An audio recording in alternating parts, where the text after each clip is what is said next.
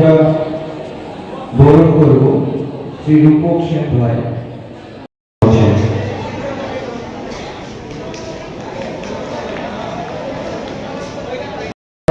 বরণ করব শ্রী রিপন পাল মহোদয়।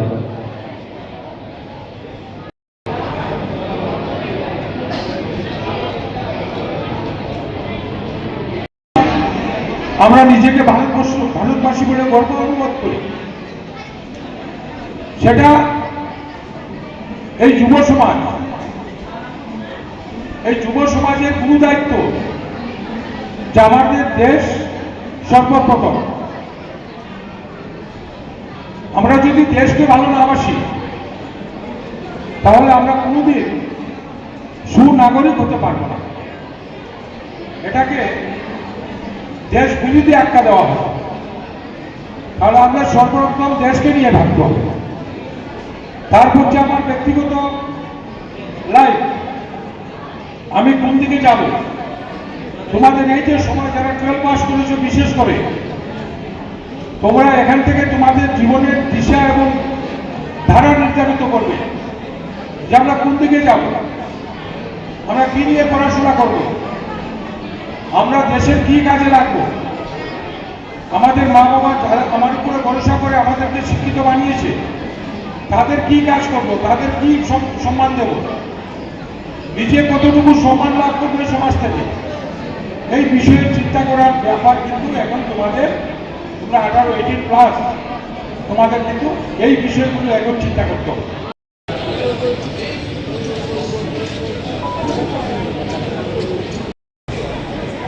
এবারে মঞ্চে উপবিষ্ট সম্মানিত অতিথিদের আমি অনুরোধ করব প্রদীপ প্রজ্বলন। কৃষ্ণরঞ্জন পাল স্যার, আপনি শ্রী কৃষ্ণরঞ্জন পাল, আপনি ফটিকরায় দ্বাদশ শ্রেণী বিদ্যালয়ে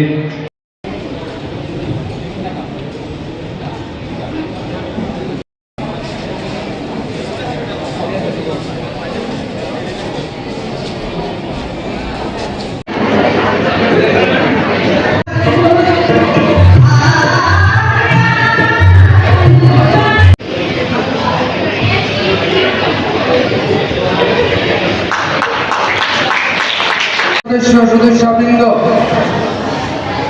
এবিপিবির ডিউটিতে অনেক বেশি সমগ্র ছাত্রগুলোকে সংগঠিত করা, তাদের চরিত্র গঠন, তাদের শিক্ষার ক্ষেত্রে যাতে সঠিক পরিবেশ পাওয়া যায়, বিভিন্ন বিদ্যালয়ে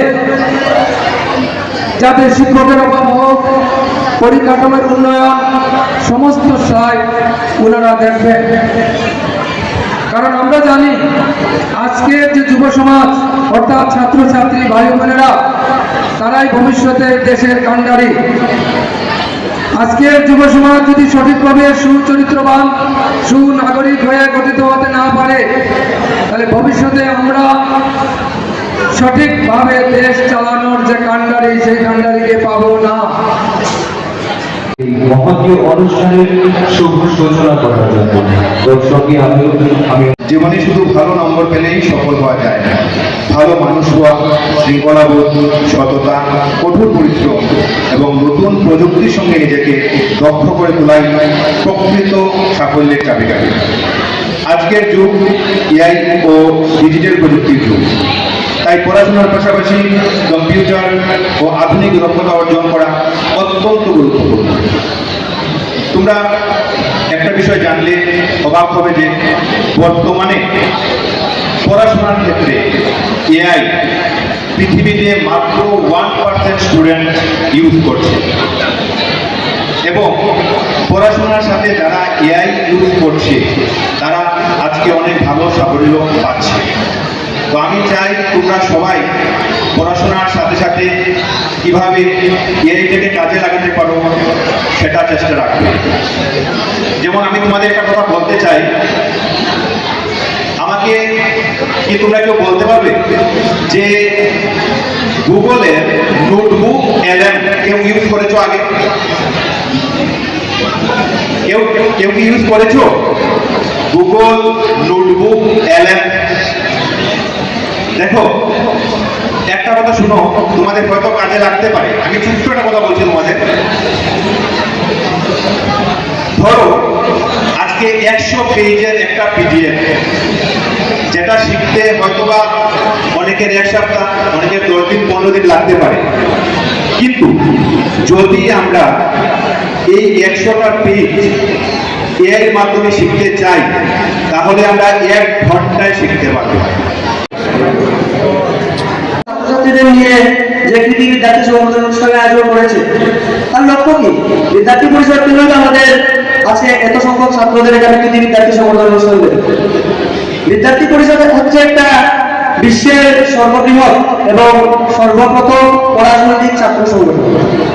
ছাত্র সংগঠন বিভিন্ন প্রকার হয়ে থাকে, আরো ছাত্র সংগঠন আছে, আমরা বিগত দিনেও দেখেছি বা বর্তমান সময়ে হয়তো আছে, কিন্তু সেই ছাত্র সংগঠনগুলির নিজস্ব কোনো রেজিস্টার নেই। অর্থাৎ তারা অন্য কারোর উপর নির্ভর করে স্কুল কলেজগুলির মধ্যে ছাত্র রাজনীতি চালায়। ছাত্র রাজনীতির নাম করে স্কুল কলেজের শিক্ষার পরিবেশ নষ্ট, চাঁদাবাজি থেকে শুরু করে বিভিন্ন খারাপ কার্যকলাপের সাথে যুক্ত থাকে।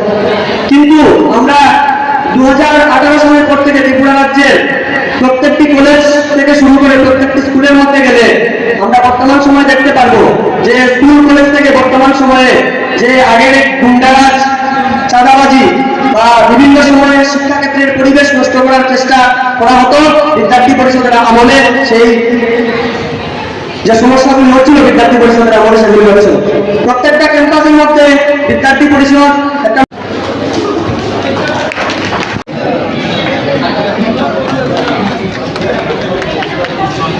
এবারে আমরা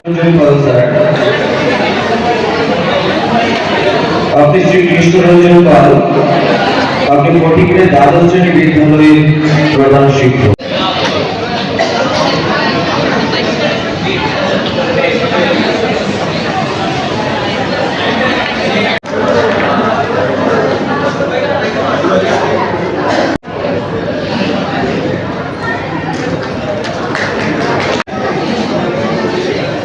এবারে যারা যারা 2025-26 সালের মাধ্যমিক এবং উচ্চ মাধ্যমিকের পরীক্ষায় উত্তীর্ণ হয়েছে, যেসব ছাত্রছাত্রী ভালো মার্ক পেয়ে এবার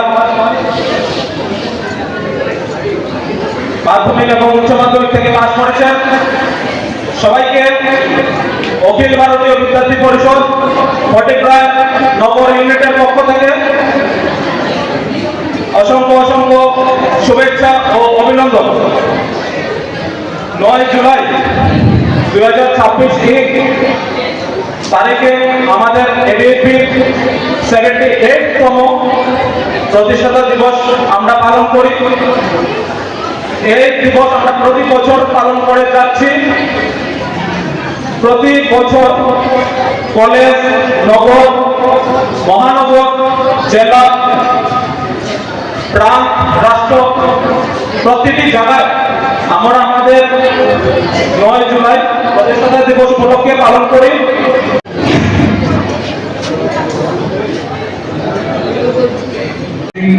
রূপক সেন ভাই, আপনি অখিল ভারতীয় বিদ্যার্থী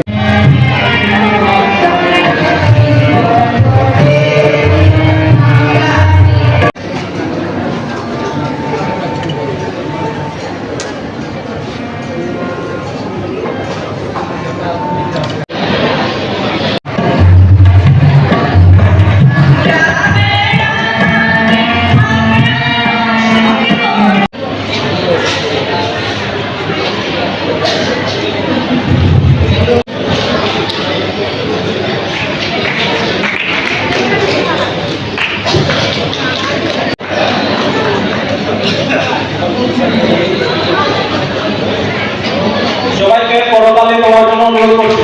লং তরে কাচ্চি গানের শস্য তেলে টেস্ট, যে খাবে সেই বলবে লং তরাইবে, লং তরাইবে।